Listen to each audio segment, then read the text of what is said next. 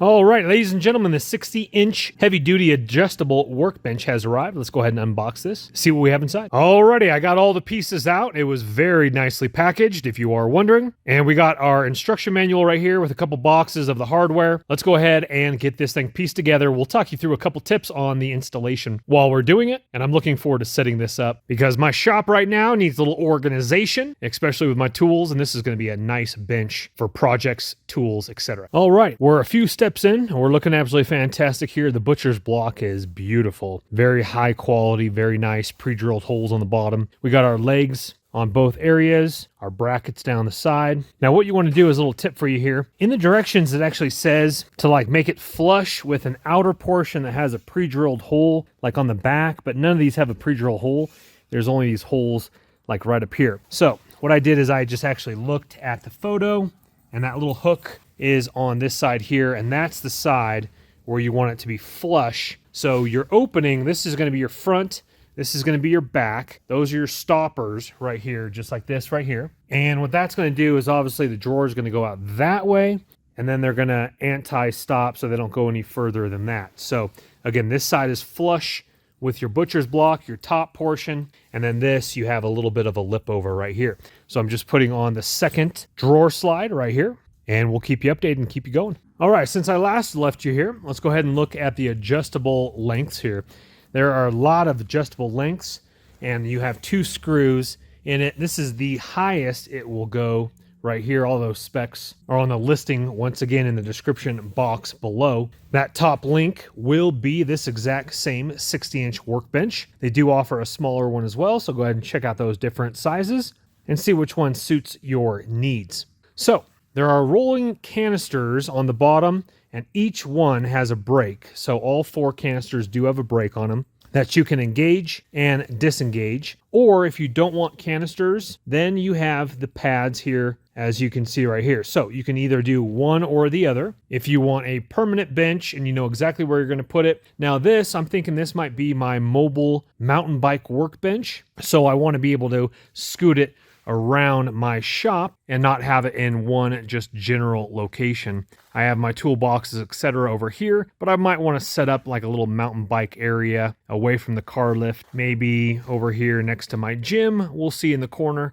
We'll figure it out. And also to tighten them up underneath, you're going to find a nut right there, and that is a 16 mil to tighten that up. I actually had to provide the 16 mil. They do give you a wrench, but unfortunately that's not 16 mil, so you're going to have to provide your own 16 mil for tightening those canister nuts I just showed you there. All right, flipping it over. Now this would actually be a perfect standing desk as well. So this could double as your workbench because it's such a nice looking workbench with that nice little butcher block, little kind of a matte finish to it, kind of glossy if you look at it in certain light. Very, very nice. Anyway, what I'm getting at here is I just noticed on the highest setting, it's a little bit too large if you were going to like sit in a stool, unless you're a very tall person with a very large stool. I am about 5'8", 5'9", and you can see it's almost up to my chest right here if I was to stand up next to it. So that'll give you kind of an option here for the table.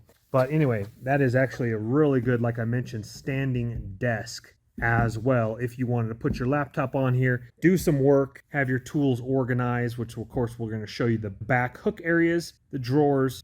All right, let's keep going. And a little tip for you here, a power drill with a smaller Phillips bit to it is going to do you a very nice solid job there. So a little heads up if you do have a power drill, it does definitely come in handy and save a lot of time on some of those screws. Alrighty, so we're pretty far into it here, and I'll go ahead and talk you through a few of the steps here. So these back brackets, before we do put on our pegboard, the directions state that there should be a screw hole right here at the bottom. So we have these 2 in right here, and then this one is supposed to be pre-drilled, but on both sides, it doesn't have that towards the top, so I know I installed this correctly. So unfortunately, the directions are either wrong, but there should be another pre-drilled hole right here for that to mount into, but just letting you know about that if you do come across the same thing.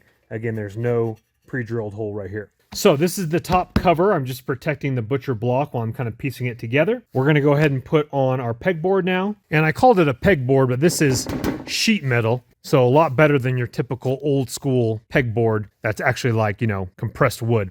Again, this is sheet metal here. All right, my friends, we are all finished putting it together, and let's go ahead and show you all the cool features. Very nice LED light. We got our drawer right here, but let's go ahead and walk around this side real quickly to the right-hand side if you're facing it. And we have the power strip right here with 4 plugs, and they are grounded plugs. Your on and off switch right there. And then this is included with the bench as well. You got your little wall plug brick into a USB. I have it tied around back here. We go up and through the little port right here for cord management. And then up here on the top, you can put some stuff up here as well. If you are going to put your coffee cup, like I have my Yeti up here, do be careful of the little nuts that are pushing through, the bolts that are pushing through right there. But you can put some trinkets, action figures, little shop sign, whatever floats your boat. I got my vlogging personalized Yeti right here. So let's go ahead and come on down here. So the LED strip runs, let's see here, it's probably taking off maybe a foot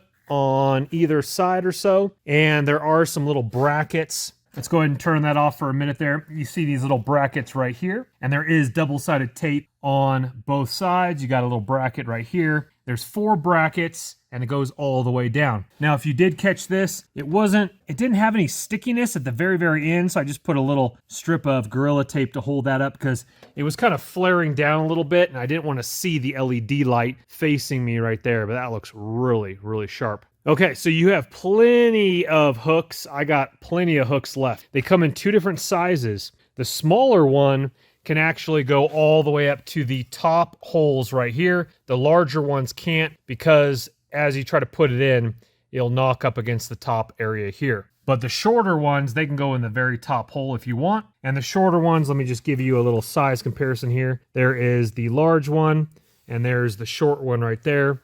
And you get quite a few of those. Again, I got a bunch left, and I have a ton on here, still needing to put some more up right there. Wrenches, put your screwdrivers in on this particular one is pretty cool. I do wish they gave you a few more of those for wrenches because I wouldn't mind putting a couple more over in this area here. I got some long ones with my ratchet wrenches, etc. Super cool. And then we'll remove that, obviously that top pad, but it is actually really nice when I was working on it. Kind of like if you're used to those like mouse pads, elongated computer mouse pad that goes under your keyboard. So you literally could use this as a standing desk, put your keyboard up there, put your mouse right here and start working away. All right, if you want to mount it, it does have drywall anchors and screws as well. You can either go straight into the studs or drywall anchors.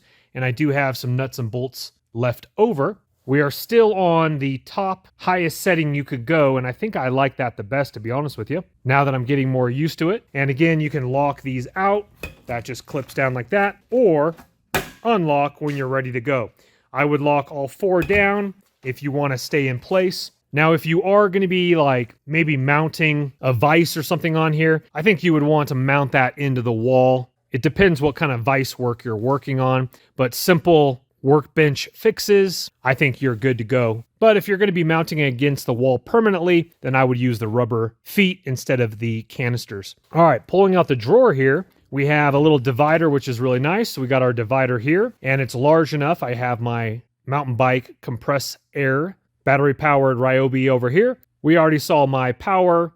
It's not the drill. I'm spacing on the name. 1/2 inch. I'm spacing on the name. We got our gloves in here. We got hammers. We got room for more stuff. As you can see, that's your standard hammer. Can go all the way back. So we got plenty of room in the drawers as well. It's not soft close if you are wondering. It does nice and kind of zip in there. But it's not soft close if you are wondering. So you do have to push it all the way in. All right, coming back around over here. Again, I am on an extension cord right now, but you can just hook that right over there. And then you got plenty of more power right in your power strip over here. Coming around to this side, you're looking good here. Now, something to keep in mind, you can put more hooks right here. So you can get more hooks if you've already have them, hang some hammers, etc. And that is on each side down below. So that's a really cool feature. So you can have this one, not so many because of the power strip, obviously, but you can hang hammers and do all that fun stuff, screwdrivers, tape, you name it. Speaking of which, let me just flop one of these in here real quick. And there is your tape right there, looking absolutely fantastic. All right, let's go ahead and move this out of the way, and let's remove that for the beautiful worktop wood. Now, on a side caveat, I actually just put 2 long ones side by side, and that is beautiful enough to hang my hammer there. And I still got plenty of room, probably hang 2 hammers right there. So again, you can use 2 side by side to hang a hammer right there. That's really cool. I don't think it's spaced too far apart for screwdrivers, but for hammers and other maybe tied up extension cords, you guys get the idea there. Real briefly, let me just show you the back of it here. You got your brackets, your metal brackets right there coming down to the bottom, looking really sharp. And ladies and gentlemen, there it is. Absolutely stunning with the worktop. I'm glad they give you that pad though. That is pretty cool. So again, very, very beautiful. You kind of don't want to mess that up. That's why you use the pad if you are working on something that you potentially could scratch it if you want to keep it in really nice shape. Not to mention that pad has a little bit more stick to it if you're like working with small little nuts and bolts, but looking really, really sharp. That's really high quality right there. I really like that. Flipping the light back on. That looks really good. Well, folks, thank you so much for watching the video. Hopefully it has helped you make an informed decision. Once again, top link in the description box below will be this exact same 60-inch workbench. But just like all my videos, please don't go into debt for anything I'm making a video about. But if you do have the cash and it does intrigue you, please go ahead and purchase on away. If you wouldn't mind hitting that thumbs up button on the way out, helps the channel. Also subscribe if you want to see more videos like this. Once again, thank you for your time. Thank you for watching, and I will see you on the next video. My name's Chris. Take care for now. Bye-bye.